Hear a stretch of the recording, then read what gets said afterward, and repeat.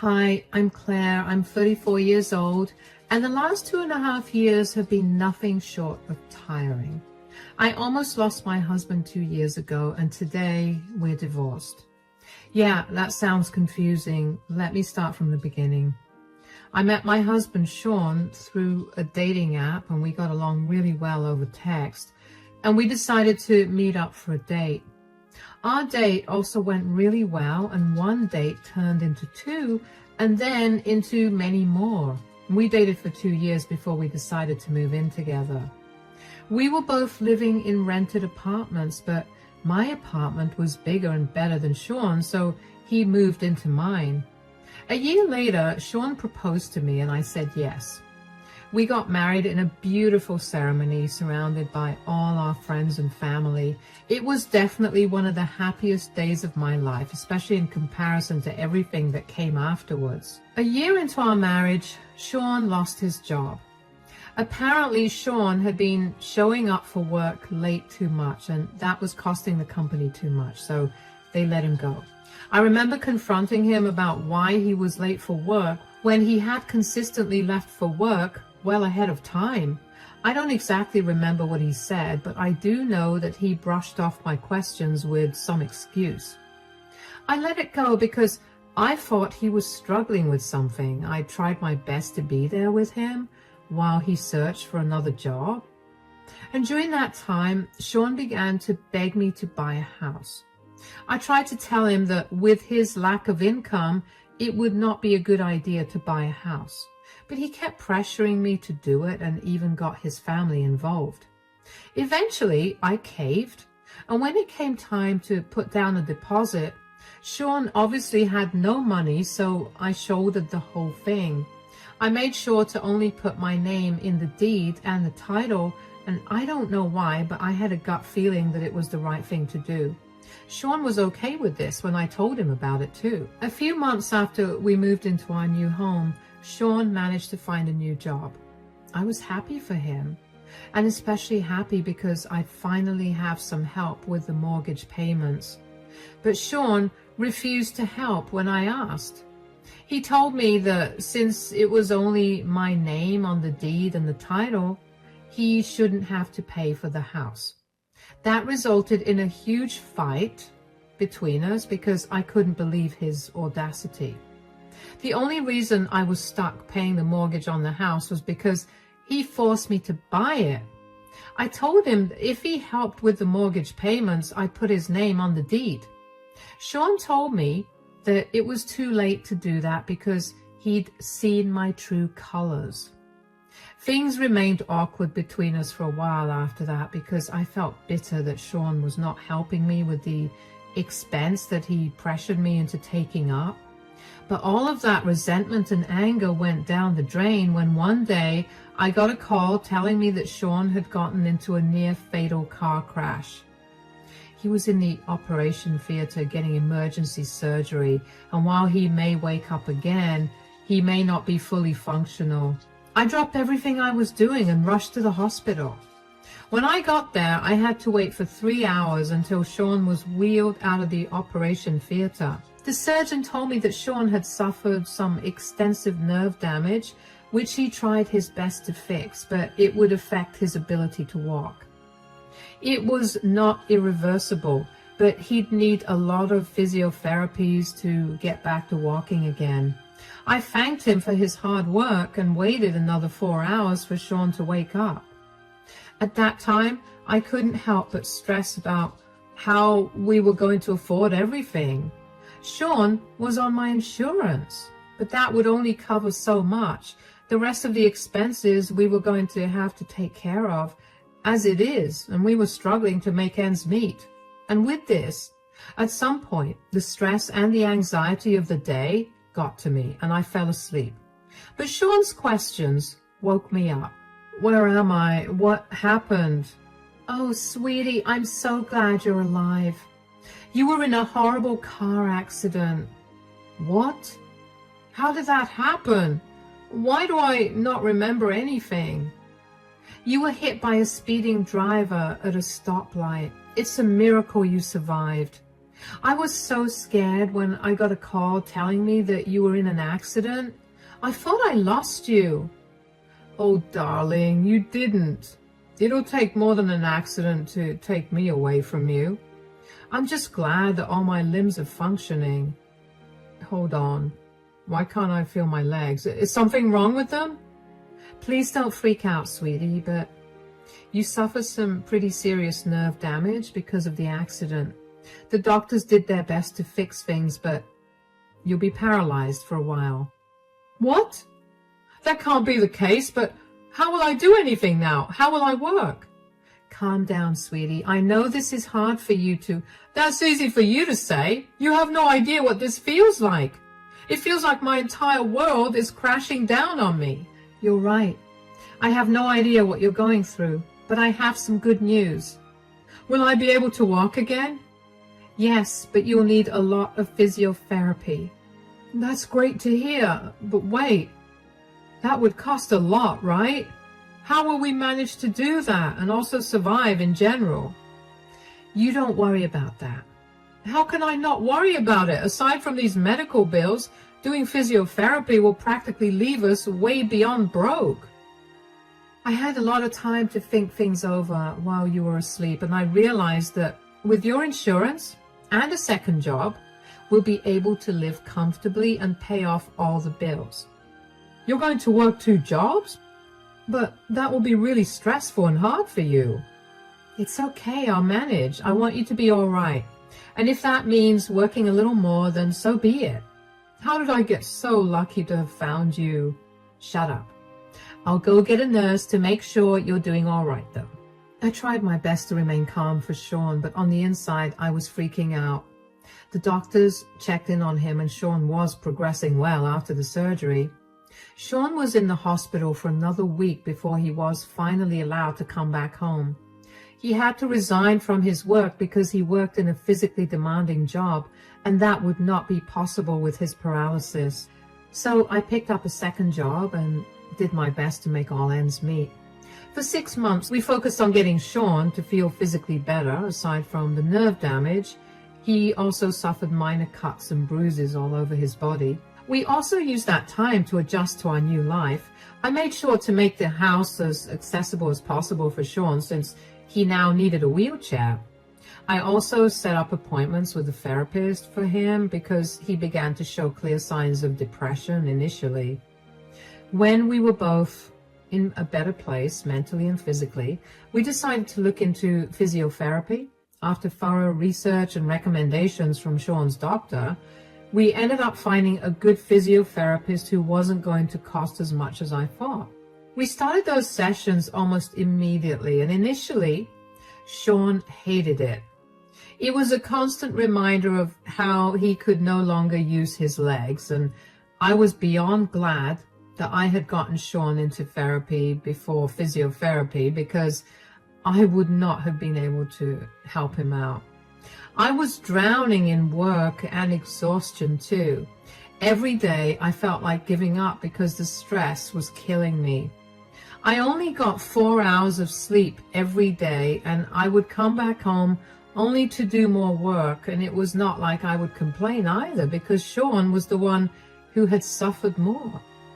I just pulled myself up by my bootstraps and did my best to be a good wife and caregiver to Sean.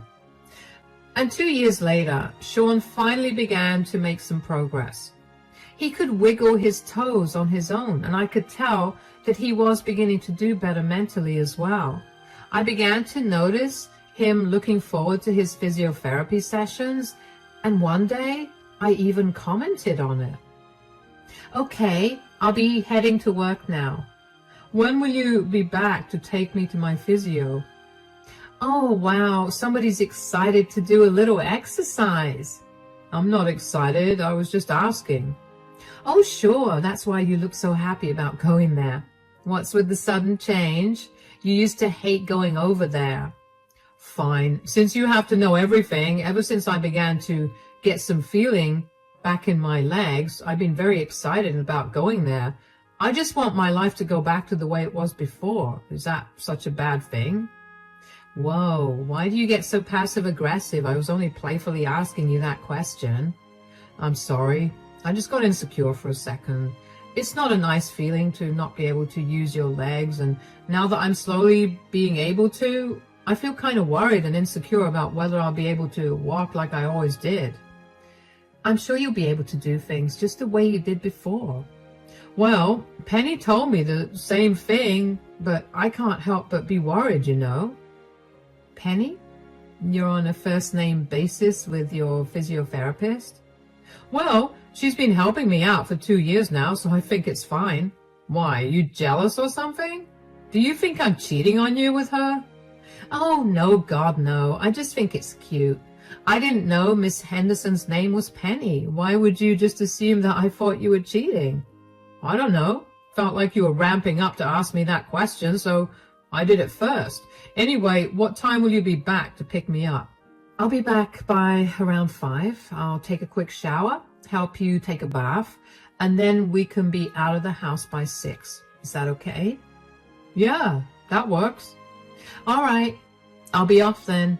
Have a good day at work. I will admit that I was a little hurt that Sean would immediately think that I assumed he was cheating on me when I wasn't even close to implying that. A few alarm bells went off in my head after that, but I ignored them. I got done with 2 shifts at both my work before heading back home to get myself and Sean clean. When we were headed to the clinic, Sean looked very excited. I couldn't remember if he had been feeling that way for a while, but I had been so wrapped up with other things that I barely took notice of it. Still, it was nice to see him look so happy. I dropped him off in the physiotherapist Penny's office and decided to go out for a cup of coffee while Sean did his sessions. And just as I was about to leave the clinic, the receptionist, Layla, stopped me. Sometimes I'd sit in the waiting room while Sean did his sessions, and I'd usually chat with Layla. Over the 1.5 years that I'd been visiting the clinic, Layla and I ended up becoming pretty close, so I didn't think anything was wrong when Layla asked me to wait. But what worried me was when she asked me how my relationship with Sean was going. Hey, Claire, do you have a minute? Yeah, I guess. Why? Is everything okay? Yeah. Why don't you just come over here for a minute? Sure. How are you doing? I'm doing okay. I'm sorry, but why are you asking me this, and why did you make me sit here? I just want to make sure that not only the patient, but also the caregiver gets taken care of. Oh, that's sweet. Well, it's been hard. I mean, I never expected Sean to be paralyzed. But I guess it's good to know that he's slowly recovering. I just wish he'd recover a little faster. Is that a bad thing? Absolutely not. Why do you feel that way, though? It's just, I'm working 2 jobs, and between that and taking care of Sean, I feel like I'm going to burn out, and I can't afford for that to happen. I get that. And you and Sean? Is your relationship doing good? Yes. I mean, we don't get to spend much time together, but we're still happy. But what does that have to do with anything? Okay, I've been very conflicted about telling you this, but every time I see you, you look even more tired than the last time, and I cannot keep this with me any longer. What's going on? The other day, I was given access to the security cameras, and I happened to see something. I didn't know if what I was seeing was real, but it was. What is it? Your husband is having an affair with Miss Henderson. What? With Penny? How's that even possible? He can't feel anything below his waist. Yeah, but I have more to say. Apparently, he's been doing a lot better than he's been letting on. What?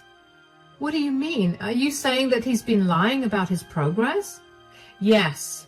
As far as I could see, he was standing pretty well. I listened in on a few of their conversations, and Sean and Penny say a lot of rude things behind your back, especially about how you haven't noticed that Sean's doing a lot better. Oh my God. I'm a fool, aren't I? How could I have been so blind?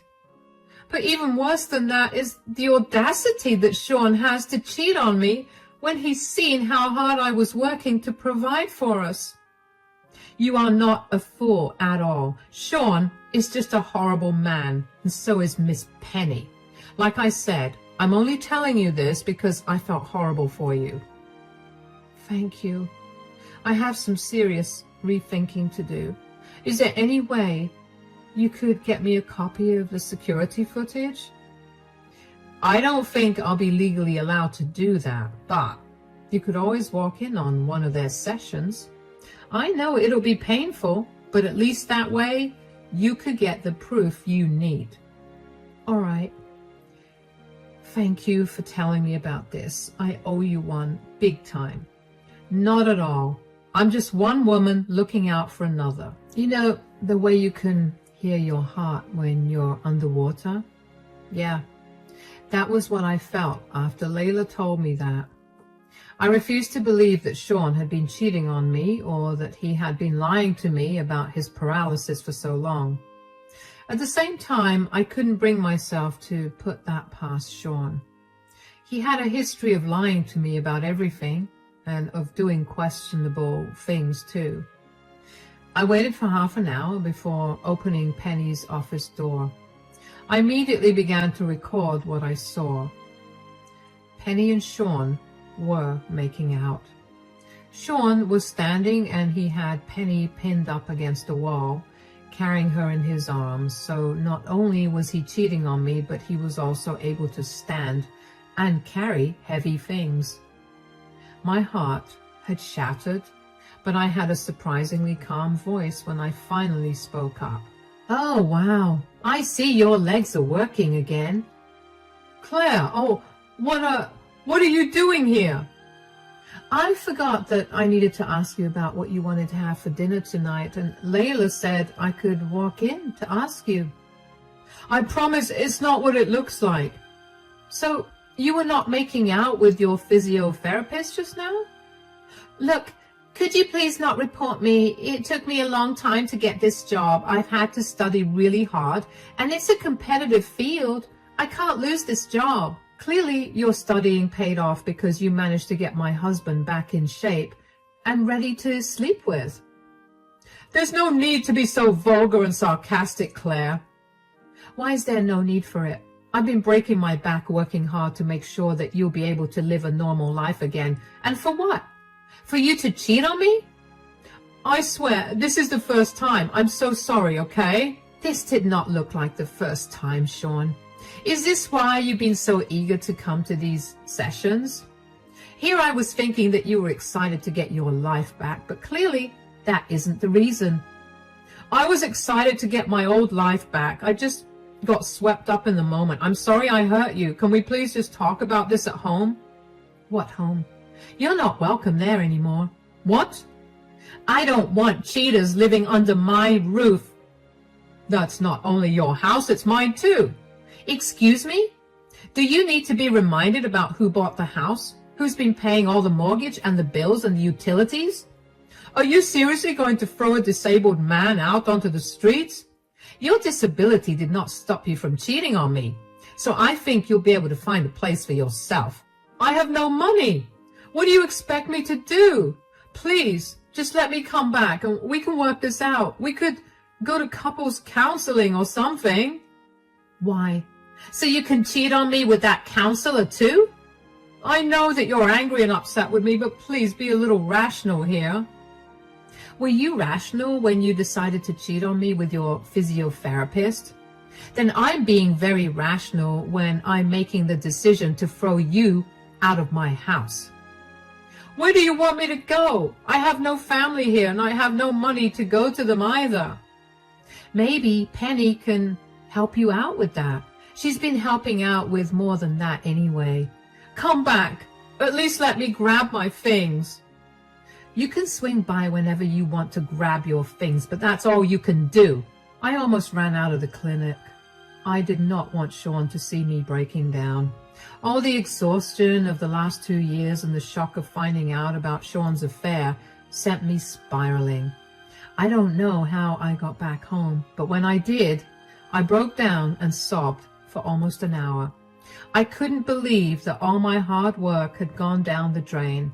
All my love and care had meant nothing to Sean. He did not care for me at all.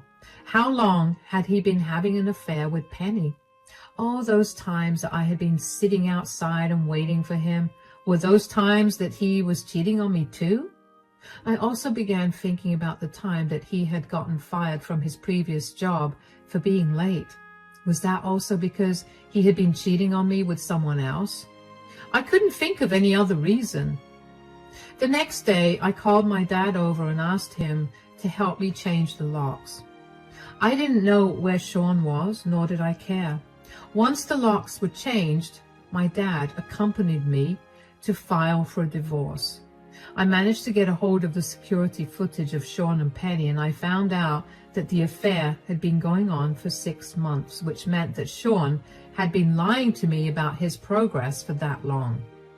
I emailed Penny's superiors and attached the proof of her relationship with her patient. They responded and told me that they had taken swift action against her and were willing to compensate me for Sean's bills if I did not take the matter up with more authorities. I told them I would, as long as they gave me back my money and made Sean pay for his treatments. They agreed. A few days later, Sean showed up at my door. "Oh, you finally came to collect your things. I packed them and kept them in the living room. I hope you brought someone to help." "What is your problem?" "Huh? What are you talking about?" "Why did you have to report Penny? Now she's fired from her job." "Well, what did you expect? What she did was very inappropriate and a gross violation of ethics." "You're mad at me for cheating, so why do you have to take it out on her?" "Because she would do that with any other patient she could get in the future too. It's not right, and she needed to face the consequences of her actions." "Why are you so up in arms about it? Are you sad because your meal ticket won't be able to provide you with a good life like I did now that she lost her job?" "Why couldn't you have just talked to me like a normal person? Why did you have to ruin her life? Now I really have nowhere to go and I have a huge bill to pay off." "You want to talk like a normal person? Fine. Why did you cheat on me, Sean? You saw how hard I worked to pay off your bills and to make sure you were living a good life. You saw how much I sacrificed to make sure you were okay. So why did you cheat on me?" "With how much you worked, I was lonely. You can't possibly expect a man to be okay with being left alone for so long.